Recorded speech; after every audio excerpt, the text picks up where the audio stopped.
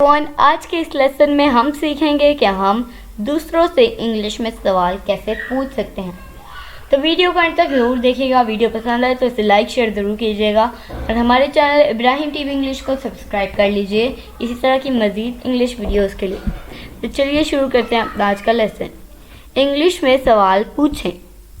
What's up, what's up, क्या चल रहा है। व्हाट्स दैट, व्हाट्स दैट, वो क्या है। व्हाट्स दिस, व्हाट्स दिस, ये क्या है। व्हाट हैपेंड, व्हाट हैपेंड, क्या हुआ।